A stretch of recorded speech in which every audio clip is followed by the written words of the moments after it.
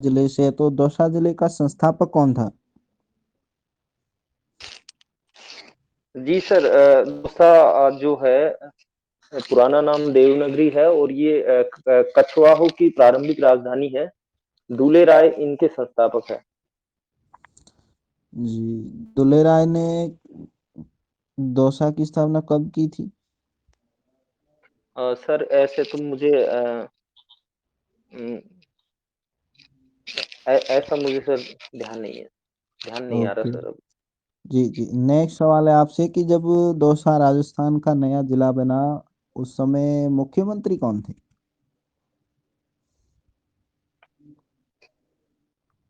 Sir माफी चाहूंगा, मुझे ये ध्यान है कि दौसा जिला कब बना था, उस समय मुख्यमंत्री कौन थे मुझे पक्का ध्यान नहीं है। को, कोई बात नहीं, कब बना यही बता दीजिए। सर दौसा को जयपुर से अलग करके बनाया गया। दौसा, जी सिकराई और लालकोट, चार तहसीलों से बनाया गया। इसको अलग करके 10 अप्रैल 1991 में ये बना। जी। दौसा में आप लालसोट से है, तो लालसोट में एक प्रसिद्ध छतरी है, उसका नाम बता सकते हैं? हाँ हाँ सर, लालकोट में बंजारों की छतरी है, ऐतिहासिक स्थल है। जी। अगला सवाल है आपसे कि दौसा क्षेत्र की कोई दो लोक देवियों के नाम बताइए। जी सर, दौसा में एक तो पपलाज माता है, जो लालसोट के पास ही अरावली की घाटियों में ही उनका मंदिर है। और दूसरी जो लोक देवी है वो बीजासन माता है, जिसका मंदिर खुर्रा में है, दौसा बीजा सवाई माता माधोपुर। का कब बढ़ता है? ये मेला सर होली के 1 महीने बाद भरता है। जी, कोई निश्चित तिथि या दिन? सर ऐसे तो मुझे ध्यान नहीं है सर। चलो। ये लगभग 6-7 दिन भरता है सर ये मेला। जी जी। मेवाड़ के एक प्रसिद्ध शासक का चबूतरा दौसा में है, उसका नाम बता सकते हैं आप? हाँ सर बिल्कुल, बसवा में राणा सांगा का चबूतरा है सर। जी जी। दौसा की प्रसिद्ध चांद बावड़ी जो आबानेरी में, उसका निर्माता कौन था? उनके निर्माता चांदबावड़ी के राव हर्षद, कुछ इस तरह से है सर, नाम मुझे ठीक से याद नहीं आ रहा। आपने अपने बायोडाटा में बताया कि आपका प्रिय कवि घनानंद है। कोई दो कारण बताइए जिससे आप घनानंद से प्रभावित है। घनानंद जी जो है वो रीतिमुक्त कविता के प्रतिनिधि कवि है रीतिकाल के, और इनके यहाँ पर कला पक्ष की बजाय भाव पक्ष पर ज्यादा इनकी कविता में प्रमुखता है, भाव पक्ष को। और दूसरी जो इनकी प्रमुख विशेषता है, यहाँ पे इन्होंने संयोग के बजाय वियोग जो पक्ष है उस पर ज्यादा बल दिया है। तीसरी एक जो इनकी विशेषता ये है कि वो उनका जो प्रेम है हमेशा पीड़ित रहने की और अग्रसर है, जैसा कि बिहारी के और बाकी जो अन्य कवि है उनके यहाँ पे नहीं है। मतलब उन्होंने प्रेम को जो है पीड़ित रहने का की एक प्रक्रिया माना है, निरंतर पीड़ित रहने की प्रक्रिया। और आत्मिक प्रेम है उनके यहाँ पे, उदात्त प्रेम है। तो इस वजह से है वो मुझे पसंद भी है। थैंक यू सर, मेरे प्रश्न समाप्त हुए। आगे के सदस्य से कार्रवाई के लिए उपस्थिति करना। जी जी सर, शुक्रिया। नमस्कार विजय जी। जी जी नमस्कार सर।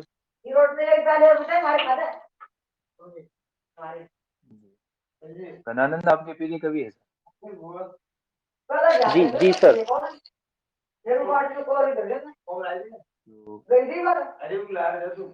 घनानंद से ये संबंधित आवाज मेरा एक किसके प्रश्न पीछे है। से आ रही है?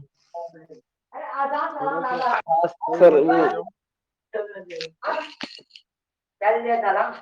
सर गांव में हो तो थोड़ा सा शोरगुल आ रहा होगा आपके। लेकिन आपकी ठीक है आवाज नहीं ठीक है। पहुंच पाती। ठीक है, कहिए आप। हाँ, भारतेंदु भारतेंदु ने घनानंद के ऊपर कौन सी पुस्तक लिखी है सर?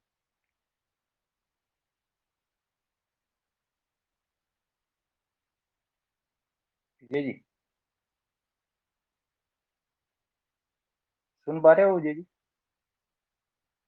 तो हाँ, मेरा प्रश्न है आपसे कि जी भारतेंदु सर। जी ने घनानंद के ऊपर कौन सी पुस्तक लिखी है सर? सर घनानंद पर इनकी घनानंद के की कविताओं पर इनकी इनका संकलन है एक सर। उसका नाम सर उनका नाम गले में है पर मुझे याद नहीं आ रहा सर। चलो चलो ठीक है, कोई बात नहीं। अगला प्रश्न मेरा आपसे है कि रीतिकालीन कविता और प्रयोगवादी कविता में कोई समानता नजर आती है आपको?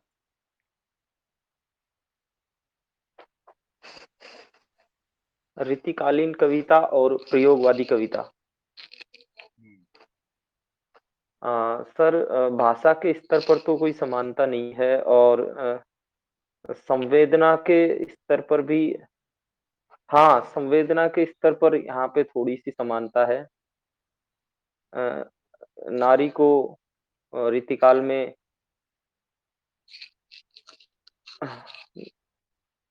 नारी को यहाँ पे भी काम के तौर पर प्रस्तुत किया है प्रयोगवाद में भी और रीतिकाल में भी। प्रयोगों के जरिए नए-नए तरीकों से नए-नए बिंब प्रतीकों के माध्यम से उन्होंने स्पष्ट किया है। और शिल्प के स्तर पर सर शिल्प के स्तर पर भी थोड़ी समानता है। रीतिकाल में अलग-अलग तरह की साहित्यिक कृतियों की रचना हुई काव्य शास्त्रीय इसी तरह से यहाँ पे प्रयोगवाद में भी अलग-अलग तरह के प्रयोग किए गए। जी जी। अगला प्रश्न है सर आपसे कि ऋतुमुक्त कवियों को स्वच्छंदतावादी कवि क्यों कहा जाता है?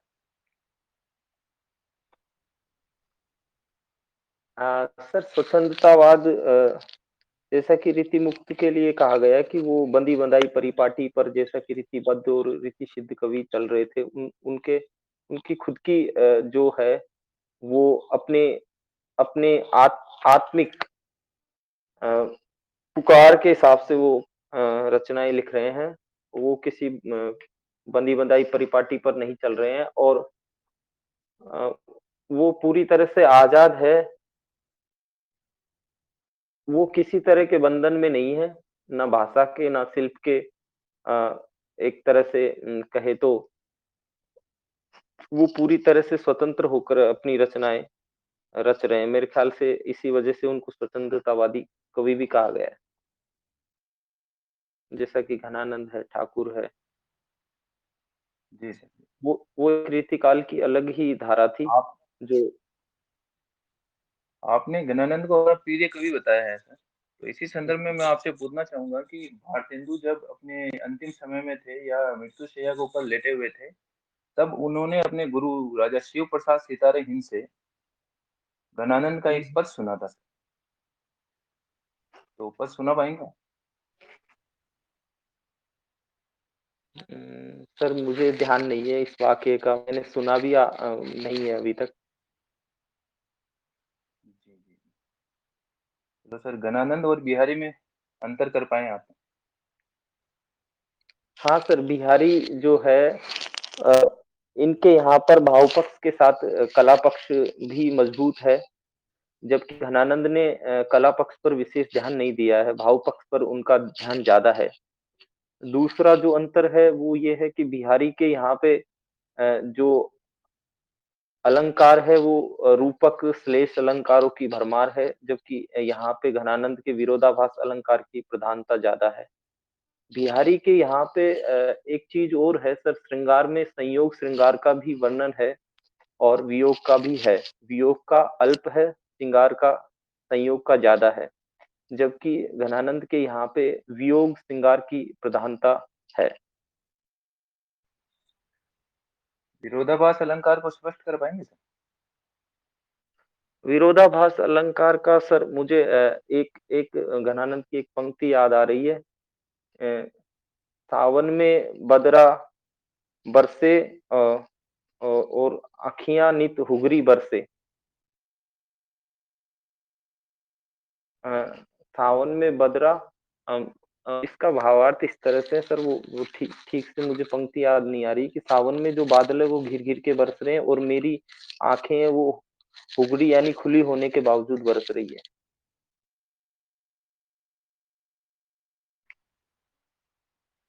जी, मेरे प्रश्न समाप्त हुए। दिनेश जी, आपसे आग्रह है कि आप शुरू करें। विजय जी सर नमस्कार। नमस्ते सर, नमस्ते। हाँ, सर मेरा मेरा पहला जो क्वेश्चन है वो ये है जी। कि जैसे नाटक के उपन्यास के कहानी के तत्व होते हैं तो आलोचना के भी कोई तत्व होते हैं आपके ध्यान में? हाँ, सर बिल्कुल होते हैं। आलोचना जो मूलतः गुण दोषों का विश्लेषण विवेचन है, तो इसकी जो विशेषताएँ हैं वो वैज्ञानिक अ अ, निष्पक्षता, एकनिष्ठता और सहृदयता और पूर्वाग्रह से मुक्त होती है ये। इसका अभिव्यंजना कौशल होता है अपना, साहित्यिकता होती है इसके अंदर और अच्छे साहित्य को इसमें प्रोत्साहन दिया जाता है।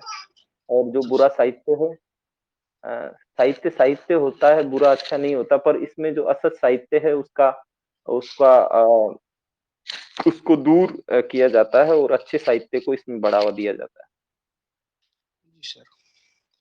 सर आलोचना के अंदर आप तटस्थता से क्या समझते हैं?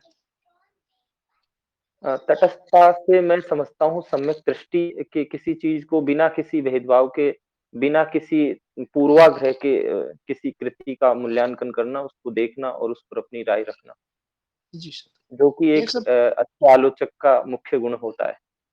जी सर। एक सर आपने पूर्वाग्रह भी बताया। हुँ। पूर्वाग्रह से आप क्या अर्थ निकालेंगे? पूर्वाग्रह से है कि जैसे अपनी अपनी जो अपनी पसंदगी है या अपनी बनी-बनाई जो रीति है, उसके आधार पर किसी कृतिकार को, किसी रचनाकार को खारिज करना या उसे पसंद करना या उसका पक्ष लेना या उसके बारे में लिखना, उसके पक्ष में लिखना। जी सर।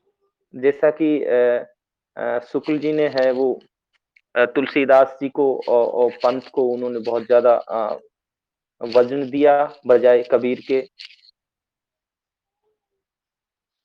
जी सर।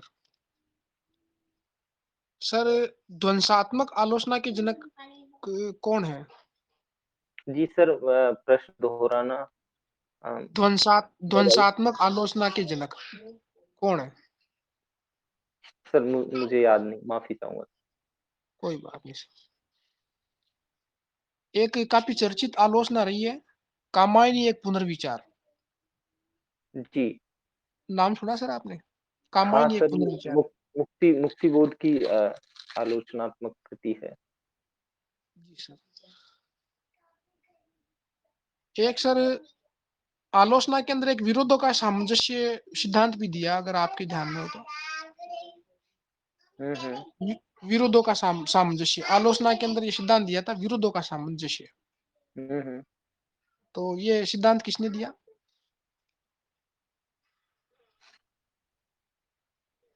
सर मुझे याद नहीं। विरोधों का सामंजस्य किसी युग के लिए ज़रूर कहा था। मेरे ख्याल से हज़ारी प्रसाद द्विवेदी ने शायद आदिकाल के लिए। अ, बाकी मुझे ये याद नहीं कोई बात किस। नहीं सर।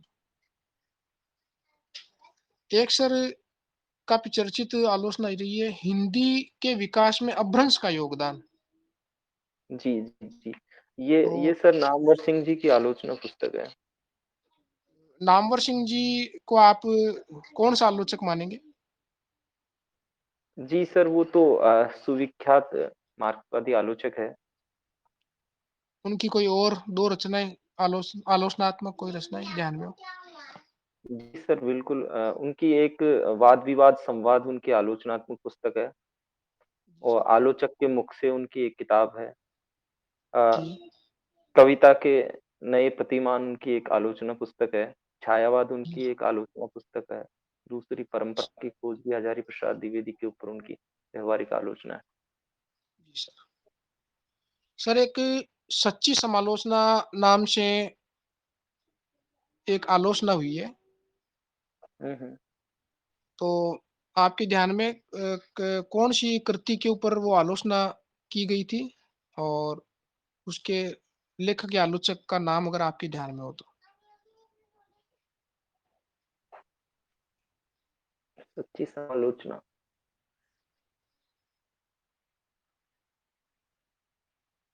सर मुझे ध्यान नहीं सर, मेरे ख्याल से पदम सिंह शर्मा की ये पुस्तक है सर। कोई बात नहीं सर। मुझे ठीक से याद नहीं सर। जी सर।